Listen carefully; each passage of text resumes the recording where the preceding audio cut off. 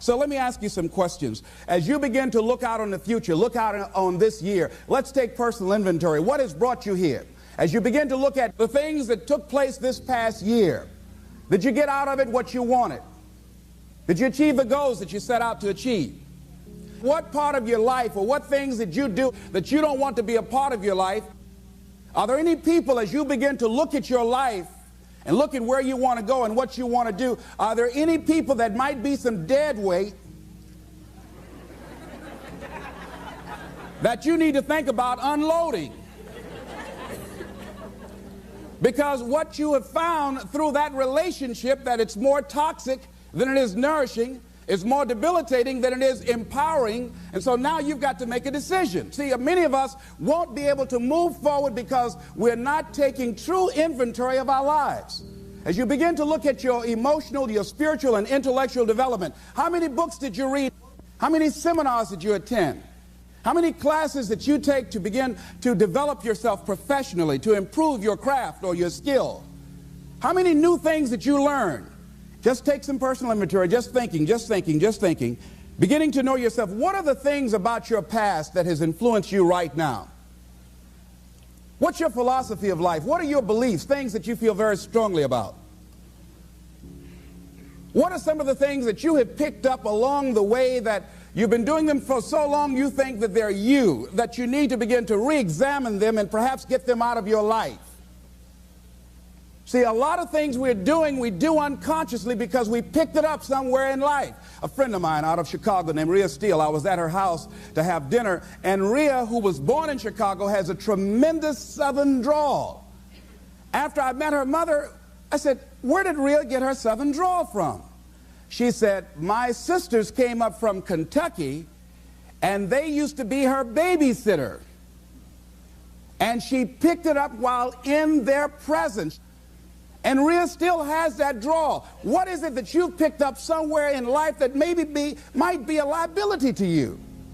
What fear, what beliefs that you're holding on to tenaciously that's no longer allowing your life to work? It's not enabling you to produce the results that you want to produce in your life, and you're still clinging to them. See, as we go into a new world, there's some old behaviors that just won't fit. What are the events? What are the circumstances? What are the people that have shaped you? Just thinking. What are the things that you need to let go? Some things that have cost you pain, that's stifling your growth and development. What are those things? As you begin to look at your profession or your career, what is it that you need to do to begin to upgrade your skills or your knowledge, to continue for you to be competitive in the marketplace? As you begin to look at yourself and ask some of these questions, what is something that you're good at? Are you living your passion? Are you living your dream? What do you regard as your greatest personal achievement? What is the one thing that other people can do to make you most happy? Let's think about these things. What would you do if you had 1 year to live and guaranteed success in anything you decided to do? What would that be? What would you do with your life if you had it to live over? Getting to know yourself. What is one value, one deep commitment from which you would never bulge? What is one cause that you would like to become involved in to make a difference on the planet? I work in the Cook County Jail in Chicago. It gives my life a great deal of joy and fulfillment. Have you found something like that in your life that you could enjoy doing, working with people? I have a friend that's working with physically handicapped people. She said it's been the most rewarding experience she's ever had. She used to be a constantly depressed individual, always feeling sorry for herself. It has changed her life. She's a grateful person. She's found something that she's lost herself in. What is your biggest setback, failure, or defeat of the past year? What is it about you, if somebody really knew, they wouldn't get into a relationship with you?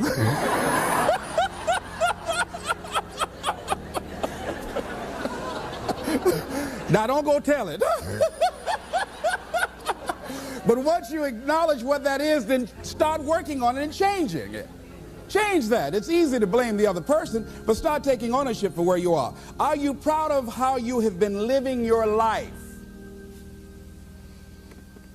Have you explored your natural talents, your gifts, by enthusiastically trying a variety of activities? Ladies and gentlemen, a lot of us have so much talent and abilities, we just put them back on the back burner or just left them aside someplace. Never did anything with them, never brought them out here. Used to do them extremely well in high school or college, or just had a natural gift and never did anything with it. What are you sitting on? What gifts are you sitting on? Have you resigned yourself to a life feeling that nothing can be done to change your future or your circumstances? Have you been afraid to try something different because you're afraid of how people will react to you or what they will think? Those are some of the things that I suggest that you begin to answer yourself. Now, here are some things that I suggest that you begin to look at working on to develop your character. Some things that will give you some personal strength. Webster says character building activities. He says character, the pattern of behavior or personality found in an individual or group. Moral strength, self-discipline, fortitude. That's what's going to be required in order to begin to manifest your greatness. Now, looking at yourself, one of the things I'm suggesting you look at, what is it that you need to be in the process of doing more of or less of? Like being more direct. So I used to have a problem of not telling people what I actually thought because I didn't want to hurt anybody's feelings. Saying no without feeling guilty. More focused. So I used to be the jack of all trades and master of none. Used to do a lot of things. One year I decided to do one thing well. I looked at all of my talents and I decided the strongest one, my ability as a speaker, that's the one I'm going to focus on. But I'm capable of doing a lot of other things. But only when I decided to focus did I begin to reap the rewards of my talent. And then after you do that, you can begin to expand and use the other talents that you have. Deciding to keep your word. If you just decide, I'm going to keep my word. If I say something, I'm going to do it regardless. Being more considerate. More trusting, more disciplined, being less fearful, being more adventurous. Find something that you can look at your life that you say, hey, I know I've got a problem in this area, being late. I need to take care of that. Procrastinating, I need to deal with that. Not taking care of business, being seriously not serious. Creating an imbalance in my life where I'm spending more time looking at television or having social fun and not spending enough time working on me. See, most people, ladies and gentlemen, spend more time working on their jobs than they spend working on themselves. They work harder on their jobs than they work on themselves. And whatever we achieve in life, whatever we create, whatever we're able to manifest comes out of the human mind. Now, I want you to think about 5 things that if you had the courage to do them, it will give you a feeling of satisfaction and self-respect. Think of 5 things that if you had the courage to do those things, you would feel a tremendous feeling of satisfaction within and self-respect. Take the time to write those things down, whatever they might be to you. It might be in your personal life. It might be in your friendships, your family relationships. Might be in your business. I was negotiating with a friend of mine that I admire a great deal. And this person went back on their agreement. And I did not challenge them on it. Number 1, because of my admiration for her. Number 2, because I really wanted the business. And I think she sensed that. So I didn't want to seem too picky, and I was nervous about it. And I was cowardly because I should have said, listen, that's not what we agreed to. I should have called her on that. But I didn't want to look bad or to appear to be negative or risk losing the business. Look at 5 things that if you had the courage to do those things, that you would do those things. A lot of people say, well, I've been like this all my life. I just can't change. This is the way I am. Dr. Harold Griswold, a psychologist and author of Direct Decision Therapy, said something. He says, when someone says, I can't change, some part of them wants to change, but the payoffs for his present behavior are greater than the payoffs for a changed behavior, or his fear of change is too great. Ladies and gentlemen, it takes courage to live your dreams. It takes courage to manifest your greatness. It takes courage to decide to live, to decide to bring out all of your talents and abilities, to decide to stretch out, to decide to take a chance. It takes courage to be happy, just to be you. I saw a friend who I hadn't seen for a long time. Her whole personality has changed. She was an extroverted, assertive person, but because her husband has a fragile ego, when she's around him, she cows down to him. She plays to him. She's very silent. She doesn't express herself, her feelings. And there are many things she wants to do, but before she even makes a decision of what she wants to do, she checks. How will he handle this? How will he see this? Will this be disruptive in our relationship? A lot of us readjust our behavior and we end up not being who we really are in deference to relationships, men and women. Looking at the word courage, Webster says the attitude of facing and dealing with anything recognized as dangerous, difficult, or painful instead of withdrawing from it. As you begin to look at where you want to go and take personal inventory, it's going to be very uncomfortable. That's why most people don't do it. It's very painful to admit your shortcomings, to admit your weaknesses. It's very painful to do that. It's much easier to withdraw from that and just ignore it. He goes on to say the courage of one's convictions, the courage to do what one thinks is right. As you begin to look at yourself and look at where you want to go with your life, it's very important for you to ask yourself a question as you look at various areas of your life. Is what you are doing right now, is it giving you what you want? If it's not giving you what you want, it's going to take courage to decide to do something differently. It takes courage to enjoy yourself. What are some of the self-defeating behaviors that we become involved in that prevent most people from enjoying themselves? Some people develop the "what's the use" attitude. Why bother? Some people have the "I really don't care." And they convince themselves that they don't care and they don't feel anything. And after a while, they really don't feel anything. Their lives are empty. Some people say, well, it's really not worth the hassle. Just too hard. It doesn't bother me anymore. The fact that I'm not living out my dream. The fact that I'm capable of doing more and I'm not doing it. The fact that I'm content but I'm not fulfilled. The fact that I'm not living my dream. Tom Rusk and Randy Reed, in a book called I Want to Change But I Don't Know How, said people go through life many times playing it safe. He says that's the secret hope, that they say to themselves, if I never let myself feel too good, maybe I'll never get hurt too badly. A lot of people don't ever do the things they're capable of doing because they allow themselves to go along with the crowd, following the crowd. Many people have things they want to do, and they find themselves in relationships with people who are addicted to mediocrity, and they allow their behavior to influence their behavior. Following the crowd. Many people don't do it because of the fact that they allow their lack of self-confidence to immobilize them. I remember when I wanted to go into business for years, that was an agonizing thought in my mind. I wouldn't try it, because I didn't believe that I could make it. Of the 5 things that you would like to do if you had the courage to do, I want you to pick one thing. Pick one.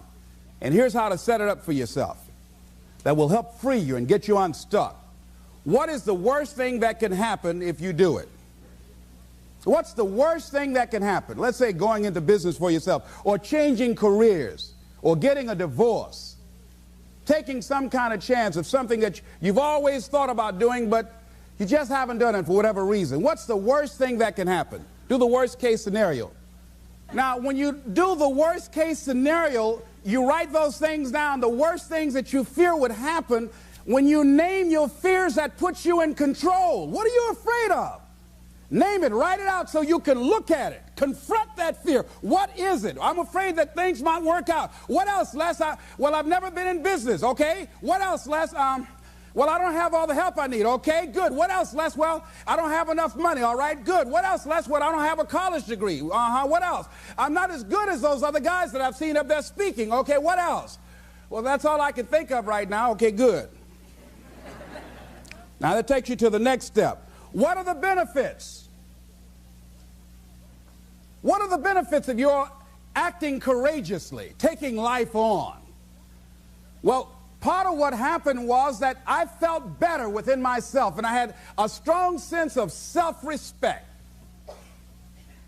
Going into business for myself, I made a lot of mistakes. Sometimes I was down on myself. I felt stupid. I felt dumb because people who were in business said, why would you do something like that? Well, I didn't know. Boy, were you really dumb.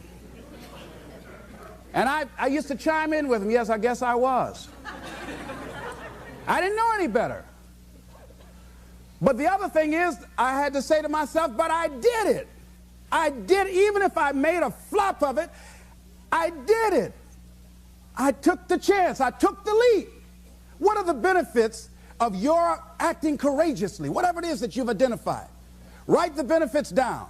And then focus on them. Focus on the benefits. Not on the liabilities. Not on your fears. Focus on the benefits. That which you hold in consciousness tends to manifest itself. Think about how good you feel. Think about the level of increased self-respect, the sense of self-worth that you'll feel. How good you'll feel getting up in the morning, looking yourself in the mirror because you're taking life on. The other thing is acknowledge your fears and then go into action. This book is called Feel the Fear and Do It Anyway. That's it. See, I believe anybody who's ever done anything, who's ever taken a chance, doesn't mean that they're not afraid. Courageous does not mean being the absence of fear. I think that being courageous is willing to do it because that's what you feel, and you're going to do it anyhow, regardless. You're not going to be immobilized by your fears or your doubts. You admit, okay, I'm scared to death. Now, okay, what is it that I must choose to do? Go ahead and experience that fear, but don't let that fear immobilize you. In what you've done with your life thus far, is it giving you what you want? Is it giving you what you want? When you look toward the future, when you look at all that's going on out here, is there some place within yourself you say, hey, I know I need to be out there in that arena. I know I can do more than what I've been doing. I know there's some great music that I have within me that I haven't brought out here yet. Is that something that you begin to look at within yourself? So I used to do that, and I used to go to big rallies and see guys up speaking when I wasn't courageous enough to go out there and say, hey, my name is Les Brown, the motivator, Mamie Brown's boy, I want to talk. I would never do that. I'd just be back there looking at him and wanting to get their autograph and would say, can I meet you, Mr. Waitley, or can I meet Mr. Zig Ziglar? Please tell him, who are you? Oh, Les Brown. Because I felt within myself I was a nobody. So who am I to go talk to these guys and go get their autographs? I like to do what you do.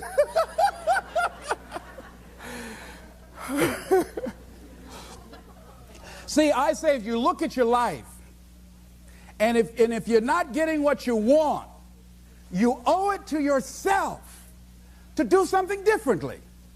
If you're on a job, 85%, they say, of Americans go to jobs that they're unhappy.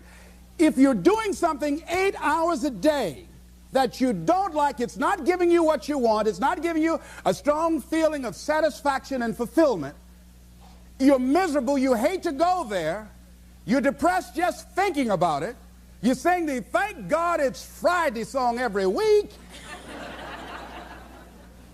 it's giving you headaches, just thinking about it on Sunday afternoon after the football game goes off. If that's what it is, you owe it to yourself to start strategically working to change directions. See, but you know what most people will do?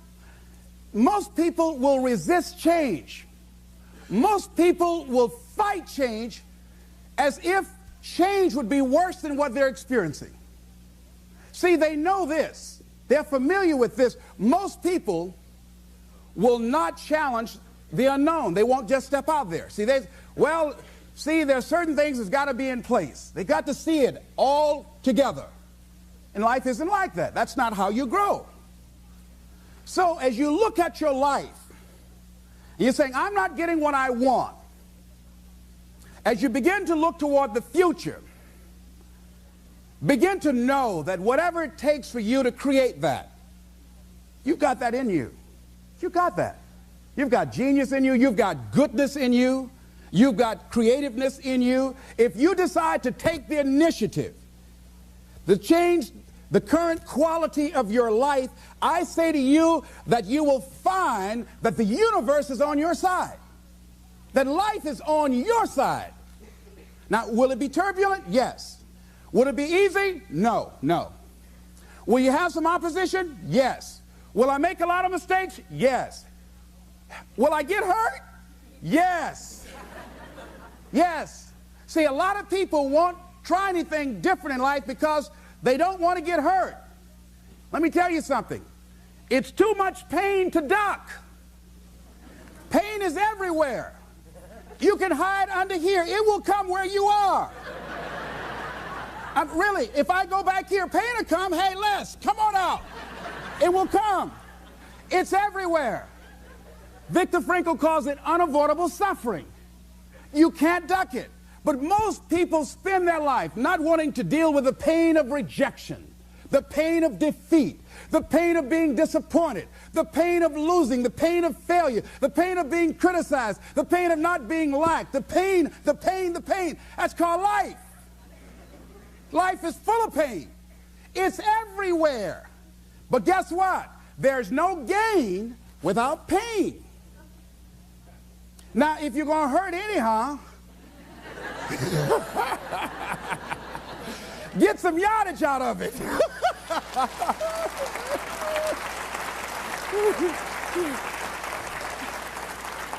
Because it's the pain of regret that you experience.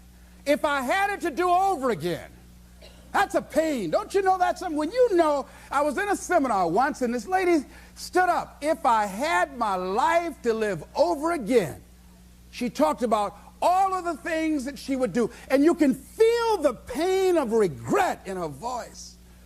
The pain of regret. She still experienced pain. She was trying not to experience the pain of defeat, the pain of disappointment, the pain of loss, the pain of lack of support. And she still experienced pain. It was right there. We can't get around it. Most people are governed by their habits, their fears, and the opinions of others. A lot of people never try anything differently because they have been convinced by people in their lives that they value that they can't do it.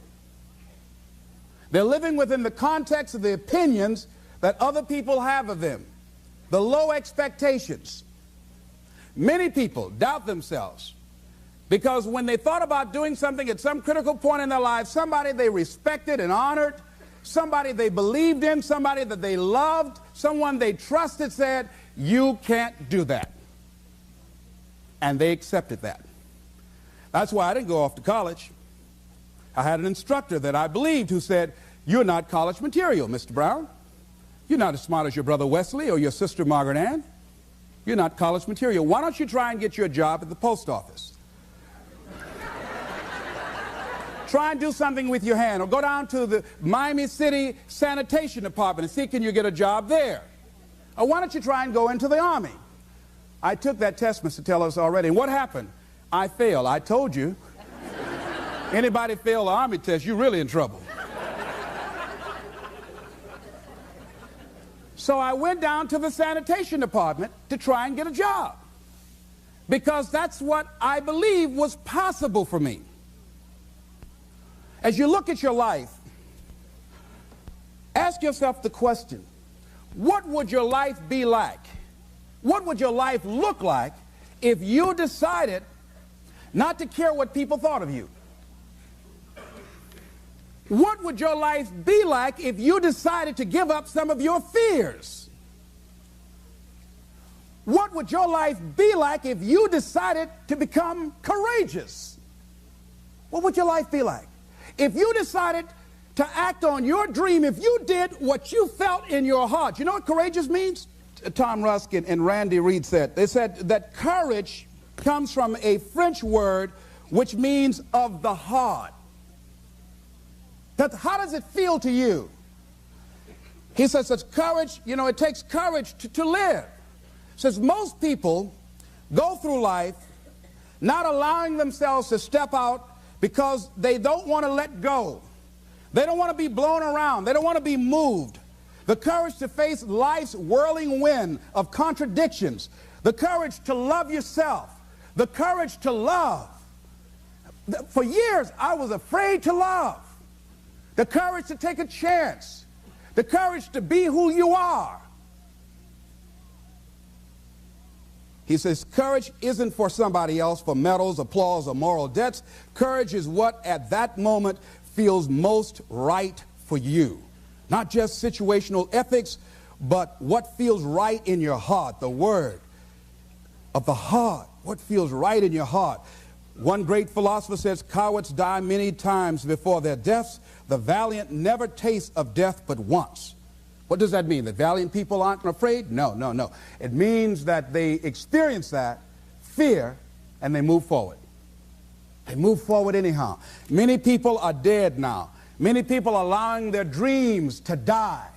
Many people are allowing their ideas to lie dormant and collect dust.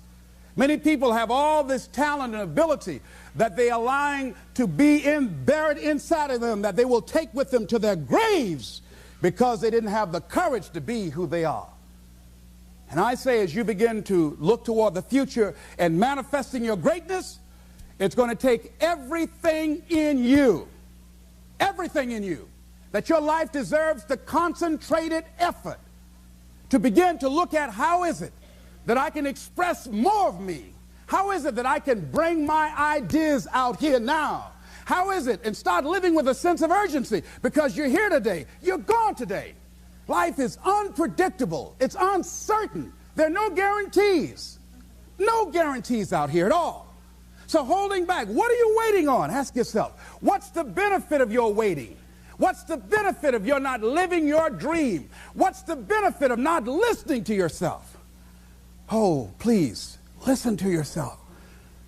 You know the feelings. If you start listening to the feelings in your heart, and I'm doing it now more every day, I find that my feelings, I can trust them. And I say to you that as you look toward the future, you look at life on a daily basis, if there's something that you have been given, if you've heard something within yourself that you know that what you're doing now doesn't fit for you, it doesn't work for you, it's not giving you what you want, and there's something else that you want to do, don't allow that inner doubt in you to talk you out of it, to build a case on why you can't have it, to tell you why you're not good enough. You ignore that inner voice and all of the external voices. Don't judge the possibilities for what you can do based upon the circumstances, because the circumstances won't determine who you are. Don't determine what you're able to do based upon your resources. Don't determine what's possible for you based upon where your life is right now. Where your life is right now is not you. That's just what it is right now. But the possibilities for you are unlimited. If you're in a rebuilding process, it's unlimited. If you're coming back from adversity and devastation, it's unlimited of what you can do. That's the capacity of human beings. It doesn't matter how many mistakes you've made. It doesn't matter how many flops you've had. It doesn't matter how much money you've lost. In fact, I see it only as an investment of what you learn from life, not losses, but investments of what's possible for you.